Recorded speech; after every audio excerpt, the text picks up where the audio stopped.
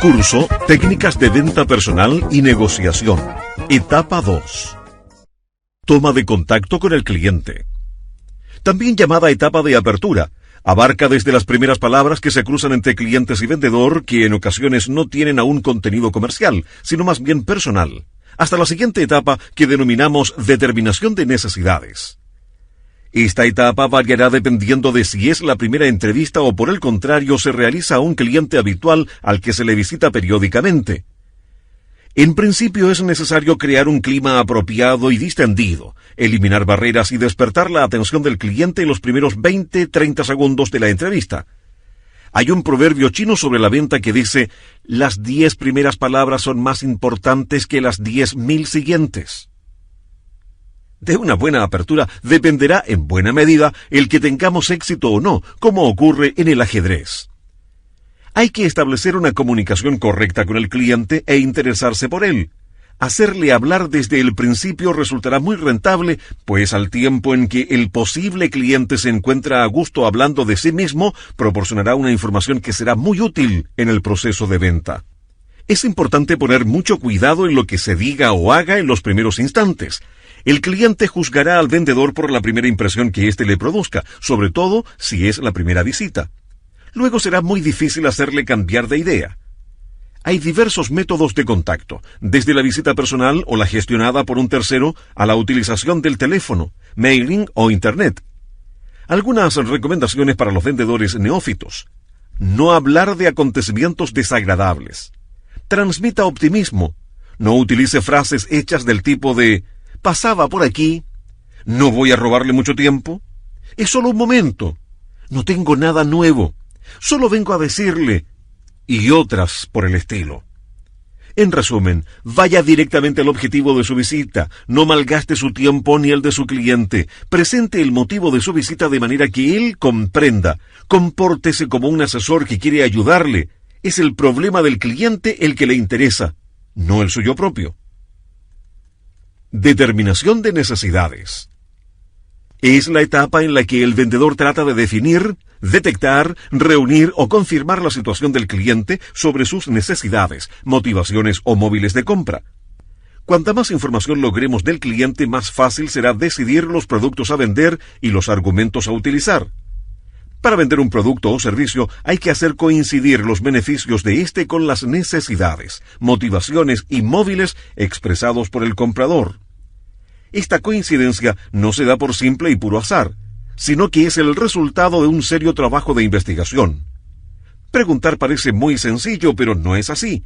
Saber formular la pregunta inteligente y adecuarla a las diferentes personalidades, conseguir información de un cliente silencioso o por el contrario centrar bien el tema con los que hablan demasiado para evitar que se dispersen, tratar de no influenciar la respuesta del interlocutor o condicionarla según convenga para la gestión de ventas, es fruto de una gran habilidad.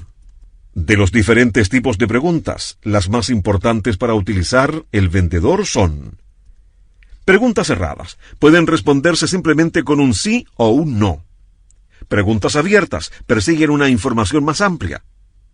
Preguntas neutras. Son las que no influyen para nada en la respuesta del cliente.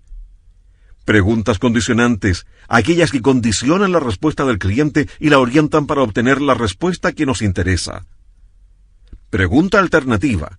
Puede ser abierta o cerrada. Orienta la elección entre dos posibilidades, pero siempre positivas. Es muy útil en el cierre de la venta y también para concertar entrevistas. Ejemplos. ¿Cuándo prefiere usted la entrega, el miércoles o el viernes? ¿Lo quiere verde o lo prefiere gris? La entrevista, ¿es mejor para usted el lunes a las 11 o el miércoles a cualquier hora de la jornada? Preguntas de control, también llamadas preguntas interpretativas. Son preguntas prueba que inducen al interlocutor a precisar su pensamiento y además sirven para comprobar tanto si hemos comprendido como si nos han entendido. Ejemplo. Entonces, lo que usted ha querido decir es... O, en otras palabras, lo que usted quiere decir es... ¿Tiene alguna duda sobre la oferta que le he indicado? Partes. Las preguntas abiertas suelen emplearse al principio de una gestión de venta. Puede dar mucha información con un cliente comunicativo. Cuando el vendedor se encuentra con un cliente de estas características, debe dejarle que se exprese libremente. Únicamente deberá limitar esa información cuando ésta no sea útil por excesiva o por difusa. En ese caso, el vendedor deberá centrar el tema hacia un aspecto específico por medio de preguntas cerradas. Las preguntas cerradas se utilizan con clientes poco comunicativos o que no proporcionan información útil. Limitan la respuesta de éste en ocasiones a una palabra. Sí, no, puede, quizá. Las preguntas cerradas son muy necesarias cuando el vendedor quiere dirigir la entrevista de venta hacia un tema elegido por él o cuando se trate de encauzar y controlar la dirección de la misma. El vendedor tiene en la técnica de la pregunta una poderosa y útil herramienta con la que puede lograr entrevistas mucho más fructíferas y eficaces. Gracias a esta técnica bien utilizada, podrá obtener información averiguando necesidades y deseos del cliente, así como crear un clima de confianza mutua. Con todo ello, se logrará orientar la gestión hacia el cliente.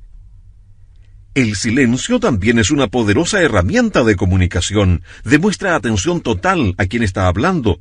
Descarta toda posibilidad de crear barreras y ejercer una suave presión sobre el que habla para que continúe haciéndolo. No es cuestión de convertir a los vendedores en mudos, sino simplemente hacer que hablen en el momento oportuno y escuchar para dominar el diálogo.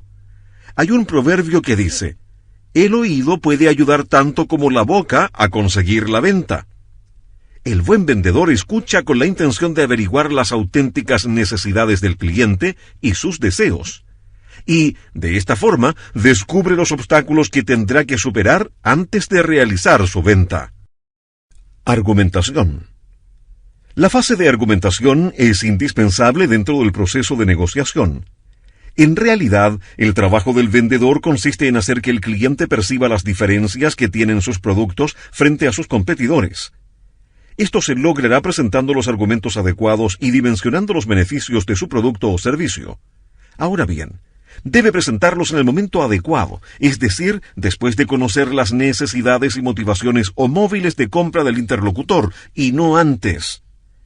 Hay vendedores que confunden enumerar las características del producto o servicio con argumentar y se convierten en auténticos charlatanes, envolviendo al cliente con una serie de lo que ellos creen argumentos, antes de conocer las necesidades y motivaciones reales de éste.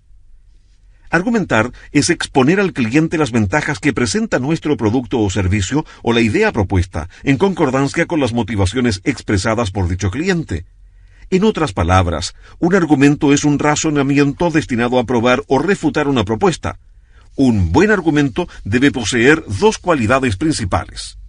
Debe ser claro con un lenguaje comprensible para la otra persona, evitando los términos técnicos, la jerga del profesional o del iniciado. Debe ser preciso, es decir, debe adecuarse a la motivación principal del interlocutor.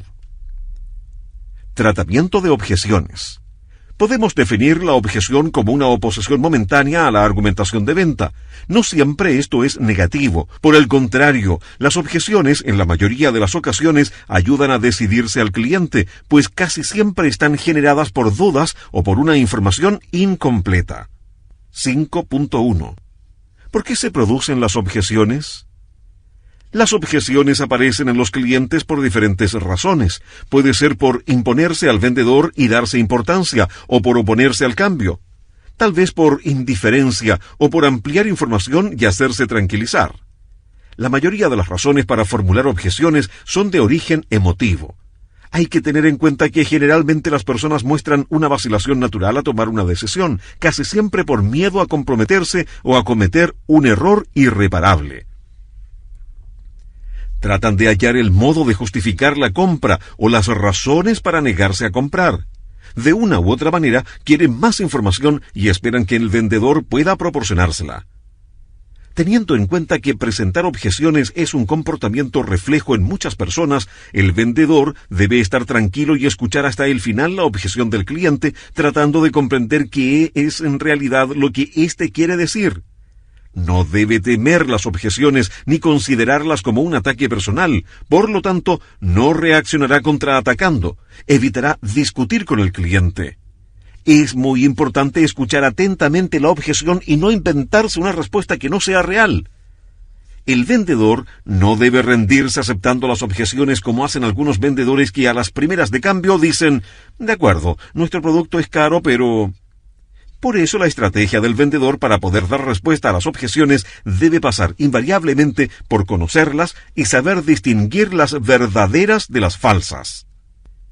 Clasificación de objeciones: psicológicas, falsas; evasivas, pretextos, excusas, prejuicios; lógicas, verdaderas; dudas, malentendidos, desventajas.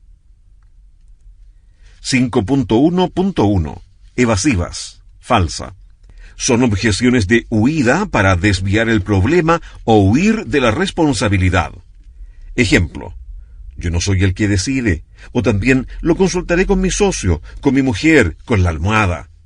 O de reflexión para aplazar la decisión. Ejemplo: me gustaría reflexionar un poco más sobre su oferta.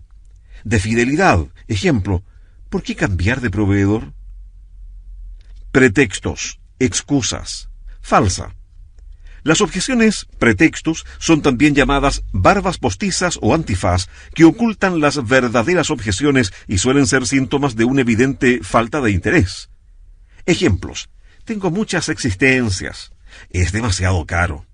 Mis clientes nunca me piden eso. Es demasiado juvenil. Está pasado. No tengo espacio para esto en la estantería. Hay que averiguar si el cliente tiene motivos para mentir. El motivo más frecuente suele ser la falta de capital. El cliente no tiene presupuesto para comprar ese producto, pero no lo quiere admitir. Otra posible razón es la lealtad a otra persona o empresas. Prejuicios, falsa. Son aquellas ideas o juicios preconcebidos que el cliente tiene hacia la empresa, el producto o incluso el vendedor, motivadas en ocasiones por experiencias anteriores negativas. El problema fundamental de este tipo de objeciones es que generalmente no se expresan, por lo que resultan sumamente difíciles de tratar. El vendedor debe estar muy atento a este tipo de actitud negativa, haciéndole preguntas abiertas para que el cliente hable lo más ampliamente posible y poder así descubrir cuál es la verdadera causa de su comportamiento.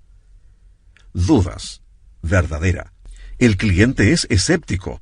Duda que el producto le vaya a proporcionar el beneficio que el vendedor le asegura, aunque le gustaría que así fuera.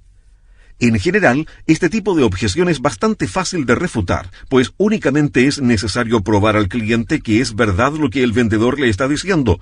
Para ello, utilizará un argumento de prueba o demostración. Cuando un cliente no se cree un beneficio del producto es porque en realidad le parecería una ventaja demasiado importante. Por tanto, si el vendedor es capaz de demostrarle que su producto le aporta esa ventaja, es fácil suponer que habrá recorrido un buen trecho en su proceso de venta y que saldrá fortalecido de la prueba. A partir de ese momento, tendrá muchas más posibilidades de cerrar con éxito. Objeción por malentendido, verdadera. Estas objeciones nacen de una información incompleta o porque el cliente cree que el producto tiene una desventaja que en realidad no existe. A veces el cliente formula objeciones cuando en realidad debería hacer preguntas. Son bastante fáciles de tratar, siempre que el vendedor sea hábil, no se enfrente al cliente y sepa ponerse a su lado. Si lo hace así, saldrá fortalecido de la objeción. La estrategia a emplear ante una objeción por malentendido es la siguiente: hacer preguntas para comprender exactamente la objeción, reformular la objeción y aclarar el malentendido. Al contestar las objeciones de este tipo, el vendedor debe proporcionar la información necesaria para aclarar el malentendido. A veces, esta información toma la forma de un beneficio. Hay que tener en cuenta que el cliente puede mostrarse escéptico sobre el beneficio que se ha presentado para aclarar el malentendido y debe estar preparado para presentar pruebas si es necesario. Reformular la objeción en forma de pregunta es importante porque contribuye a comprender la objeción y demuestra al cliente que se le escucha atentamente y se preocupan de su actitud negativa hacia el producto. Objeciones por desventaja real. El cliente menciona desventajas de su producto que pueden ser el resultado de que su producto no ofrezca un beneficio que el cliente considera importante o hay algo en él que le desagrada. Casi siempre suele ser el precio. Si se trata de un medicamento, sus efectos secundarios. Cuando se trata de objetos voluminosos, el espacio que ocupa en la estantería. Al igual que en el caso de las objeciones por malentendido, lo primero que hay que hacer es escuchar atentamente toda la objeción sin interrumpir al cliente. En la siguiente secuencia, hacerle preguntas para determinar exactamente el alcance de dicha objeción. Reformular la objeción, poner de relieve otros beneficios para compensar la desventaja. Fin de la etapa 2. Le recordamos visitar su página personal de cursos para contestar las preguntas de evaluación, participar de los foros y debates virtuales con otros miembros de la comunidad. Para ello, ingrese a www.emprenden.com.